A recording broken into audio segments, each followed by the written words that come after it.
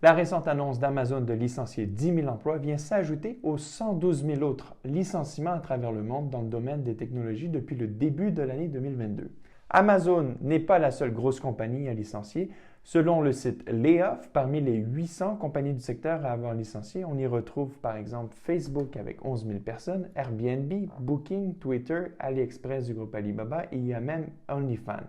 En ce moment, on y retrouve aussi Apple et Alphabet qui regroupent Google et YouTube qui annoncent qu'eux aussi ne sont pas à l'abri de licenciements prochainement. Ces annonces n'arrivent pas par hasard et elles nous concernent tous parce que personne n'en est à l'abri. Pour commencer, je vous rappelle l'objectif de la Banque du Canada. Elle veut viser une inflation de 2 %. Les derniers chiffres d'octobre nous informent que nous sommes toujours à 6,9 %, donc nous sommes encore très loin de l'objectif. Pour réduire l'inflation, la Banque du Canada utilise son gros pouvoir, soit d'augmenter le taux directeur. L'augmentation du taux directeur influe à la hausse les prêts des entreprises, les prêts auto, les prêts étudiants, les hypothèques, etc. Ces augmentations accentuent la diminution de la trésorerie des entreprises et des particuliers. Cela vient donc réduire la demande. Ce ralentissement de demande vient diminuer le profit des entreprises. Par conséquent, pour survivre, la manière simple de réduire les coûts, c'est de licencier. Le gouverneur de la Banque du Canada dit, je cite, que les pertes d'emploi vont augmenter, mais qu'on ne va pas atteindre les niveaux précédemment observés dans d'autres récessions.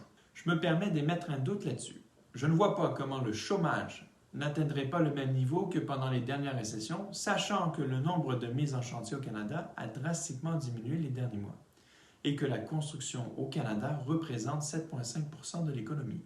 Je vous vois venir avec cette question, mais Cyril, tout le monde recherche des employés. Il est vrai que les entreprises canadiennes recherchent des employés, mais c'est seulement parce qu'on a eu une forte croissance dans les 2 dernières années lors de la pandémie. La preuve en est que durant la pandémie, on disait que travailler pour des compagnies telles que Amazon et Facebook serait l'avenir. Je tiens aussi à rappeler que la personne qui nous prédisait que les taux allaient rester bas encore longtemps, c'est le gouverneur de la Banque du Canada, et que ces annonces ont incité les gens à continuer à investir et à dépenser plus. Donc comment allons-nous arriver à réduire rapidement l'inflation au Canada?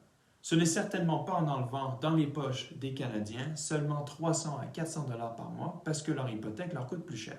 Pour se rendre à leur taux cible de 2 % d'inflation, il faudra réduire le nombre de gens qui ont de l'argent d'environ 5 à 10 %. En d'autres mots, ils doivent perdre leurs emplois, ce qui augmentera le taux de chômage. Présentement au Canada, le taux de chômage est de 5,20 %.